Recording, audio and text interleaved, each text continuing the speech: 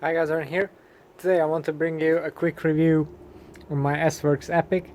After having it ridden for a good couple of hours now, I'm finally ready to draw some conclusions. So I'm not going to talk about the individual components right now, but mainly about the performance of the frame set itself. So as you may know if you watch my previous videos, this is an S-Works Epic Ultralight, the latest generation, having the super light paint job that saves a bit of weight.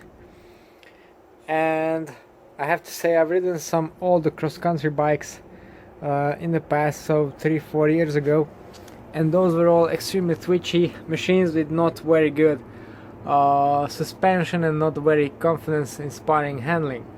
So I wasn't expect this one to be a downhill ripper either, but I have to be honest here, I was quite pleasantly surprised about the performance of this bike, and that's in the downhill and on the up as well. So going up first, I've read some reviews and opinions that this bike has quite a lot of pedal bob and pedal feedback. Well, actually, having set up my shock with the auto sag, just left it like that, didn't touch the rebound or anything, and I have to say the suspension performance on the uphills is very good.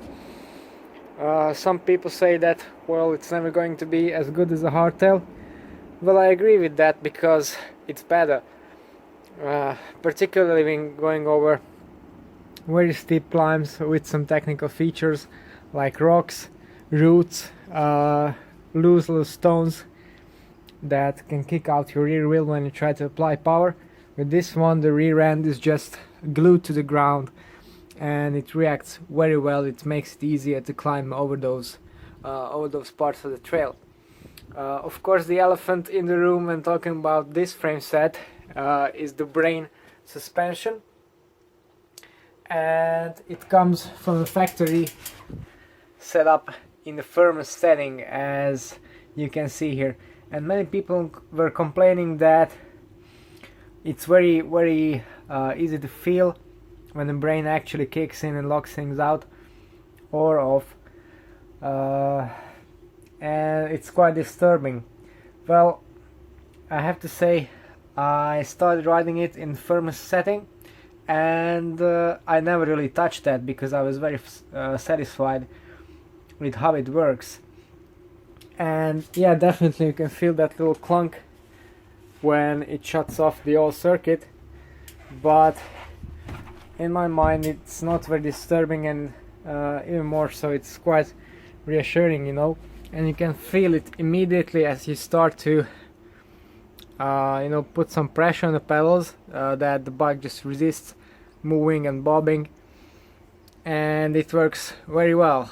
And then on the other hand, when you start going downhill, you can't really notice it turning off. You get some Plush suspension action, and yeah, all in all it works very well in my opinion.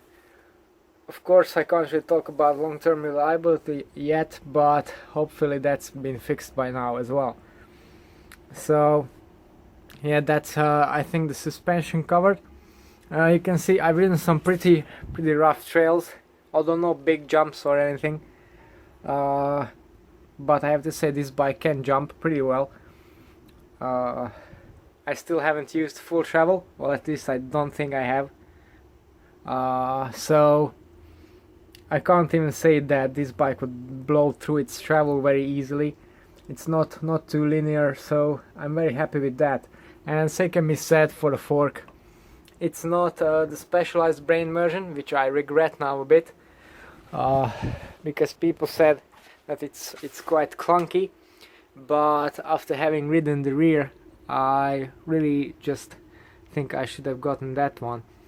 So the front is a standard Sid World Cup with a Charger 2 damper manual lockout, which works great. I don't use the lockout too often anyway, so yeah, overall it's a neat little package. And as for the handling of the bike, one thing that isn't stock from Specialized either is the offset.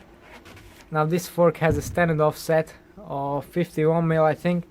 The Specialized version has the 42mm shorter offset, and I was worried that it might actually upset the handling a little bit, but I couldn't really notice anything weird. Even though I have a pretty slammed setup, it's still quite confident on the downhills, unless you're going on something extremely steep, more in the downhill bike territory. You're going to be fine. The handling is sharp, it's fast. Even on the uphills you can navigate easily, but I haven't found it to be overwhelming anywhere. And of course, thanks to the lightweight of the bike and the overall build, it's very flickable and very easy to, I would say, manhandle in all kinds of terrain. So far I'm extremely pleased with how the bike performs. Stiffness wise, again, the pedaling is just excellent. I can't notice any loss of efficiency compared to my Cannondale hardtail. So yeah, handling precision also pretty damn good. Of course, it's not a downhill bike, but it does what it should, and it performs admirably. So far I'm very happy with how my Epic performs. I can definitely recommend it as a cross-country bike, and I'm going to give you some more reviews about the individual components later on as well. Okay, so that's all for today. If you want to know more about my other bikes and how those are set up, then don't forget to tune into the channel later on and subscribe. Thanks for watching, and see you next time.